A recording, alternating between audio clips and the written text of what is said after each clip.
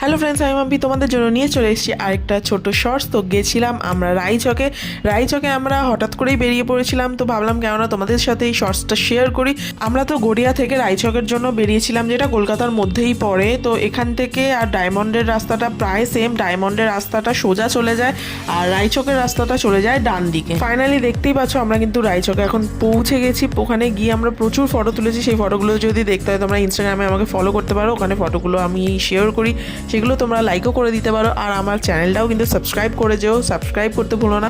তারপর আমরা লাঞ্চ করবার জন্য চলে গেছিলাম দ্য ফোর্টে। ফোর্টটা কিন্তু রায়চকের মধ্যেই আছে আর এর মধ্যে কিন্তু তোমরা প্রচুর লাঞ্চ করার জায়গা পাবে, কিন্তু আমরা পাইনি ভুলবশত। আমাদের টাইমিংটা মানে দেরি হয়ে গেছিলো, ভুল টাইমে আমরা পৌঁছে গেছিলাম, সেই টাইমে খাওয়া দাওয়ার বন্ধ হয়ে গেছিলো। তো আমরা একটুখানি ঘোরাঘুরি করে ওখান থেকে বেরিয়ে গেছি। ফুল ব্লগটা খুব তাড়াতাড়ি চ্যানেলে আসবে। ভিডিওটা দেখতে হলে সাবস্ক্রাইব করে যেও আর একটা করে লাইক করে যেও।